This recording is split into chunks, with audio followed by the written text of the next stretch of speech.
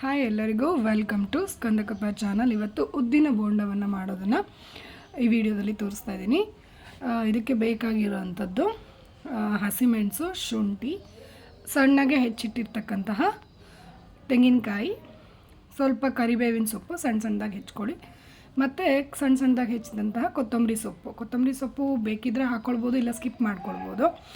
So ಹಸಿಮೆಣಸು, ಶುಂಠಿ ಮತ್ತು ಉದ್ದಿನ ಬೇಳೆ ಒಂದು 4 ಗಂಟೆ ನೆನೆಸಿಟ್ಕೊಂಡ್ರೆ ಸಾಕು.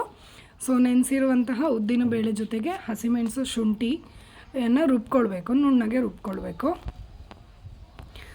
ಸೊ ಅದನ್ನು ನುಣ್ಣಗೆ ರುಬ್ಕೊಂಡು ಅದಕ್ಕೆ ಸಣ್ಣಗೆ ಹೆಚ್ಚಿರುವಂತಹ ಕೊತ್ತಂಬರಿ ಸೊಪ್ಪು, ಕರಿಬೇವಿನ ಸೊಪ್ಪು ಮತ್ತು ತೆಂಗಿನಕಾಯಿ, ಸಣ್ಣ ಸಣ್ಣದಾಗಿ ಹೆಚ್ಚಿಟ್ಟಿರ್ತಕ್ಕಂತಹ ತೆಂಗಿನಕಾಯಿ ಎಲ್ಲವನ್ನು ಮಿಕ್ಸ್ ಮಾಡಿ, ನಾನು ರುಬ್ಬುವಾಗಲೇ ಇಲ್ಲಿ ಉಪ್ಪನ್ನು ಹಾಕ್ಕೊಂಡಿದ್ದೀನಿ.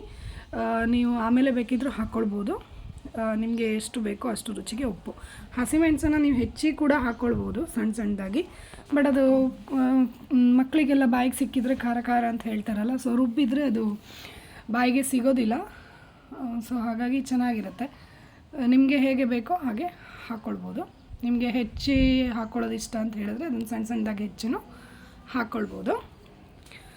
ಸೊ ಈ ಹದಕ್ಕೆ ಬಂದರೆ ಸಾಕು. ಸೊ ನಾನಿಲ್ಲಿ ಎಣ್ಣೆಯನ್ನು ಬಿಸಿ ಮಾಡೋಕ್ಕೆ ಇಟ್ಟಿದ್ದೀನಿ.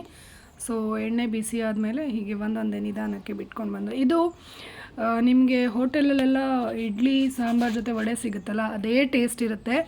ಸೊ ಮನೆಯಲ್ಲಿ ಸ್ವಲ್ಪ ಮಾಡುವಾಗ ಅದು ಉದ್ದಿನ ವಡೆ ರೌಂಡ್ ಮಾಡೋದಕ್ಕೆ ಸ್ವಲ್ಪ ಕಷ್ಟ ಆಗುತ್ತೆ, ಯಾಕಂದರೆ ಅದು ಗಟ್ಟಿಯಾಗಿ ರುಬ್ಕೊಳ್ಬೇಕು. ಸೊ ಸ್ವಲ್ಪ ಕ್ವಾಂಟಿಟಿಯಲ್ಲಿ ಮಾಡುವಾಗ ನಾವು ಗ್ರೈಂಡರಲ್ಲಿ ಕೂಡ ರುಬ್ಕೊಳ್ಳೋಕ್ಕಾಗೋದಿಲ್ಲ. ಸೊ ಮಿಕ್ಸಿಯಲ್ಲಿ ತುಂಬ ಗಟ್ಟಿಯಾಗಿ ರುಬ್ಕೊಳ್ಳೋದು ಸ್ವಲ್ಪ ಕಷ್ಟ. ಸೊ ಹಾಗಾಗಿ ಈ ಥರ ಮಾಡಿಕೊಂಡ್ರೆ ಈಸಿ ಆಗುತ್ತೆ, ಮತ್ತು ಟೇಸ್ಟ್ ಕೂಡ ಸೇಮ್ ಹೋಟೆಲಲ್ಲಿ ಸಿಗುವಂಥ ಉದ್ದಿನ ವಡೆ ರೀತಿಯೇ ಇರುತ್ತೆ. ಟೇಸ್ಟಲ್ಲಿ ಯಾವುದೇ ಡಿಫ್ರೆನ್ಸ್ ಇರೋದಿಲ್ಲ, ಅದಕ್ಕಿಂತ ಚೆನ್ನಾಗಿರುತ್ತೆ.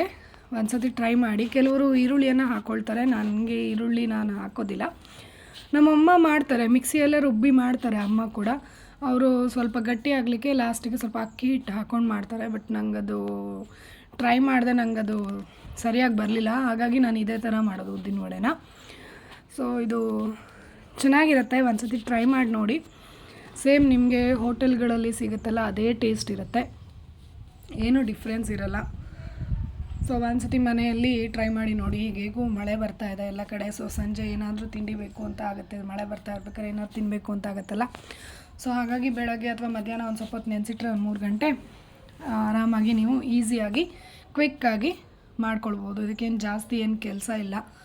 ಸೊ ಆರಾಮಾಗಿ ಈಸಿಯಾಗಿ ಬೇಗ ಆಗುತ್ತೆ, ಚೆನ್ನಾಗೂ ಇರುತ್ತೆ ಟೇಸ್ಟಿಗೆ. ಇದನ್ನು ಹಾಗೆ ಕೂಡ ತಿನ್ಬೋದು, ಇಲ್ಲಾಂದರೆ ಸಾಸ್ ಜೊತೆ ಮಿಕ್ಸ್ ಮಾಡ್ಕೊಂಡು ಕೂಡ ತಿನ್ಬೋದು. ಸೊ ಕ್ರಿಸ್ಪಿಯಾಗಿ ಚೆನ್ನಾಗಿ ಬರುತ್ತೆ ಇದು. ಒಂದು ಸತಿ ನೀವು ಟ್ರೈ ಮಾಡಿ ಹೇಗೆ ಬಂತು ಅಂತ ಹೇಳಿ ನನಗೆ ಕಮೆಂಟ್ ಮಾಡಿ.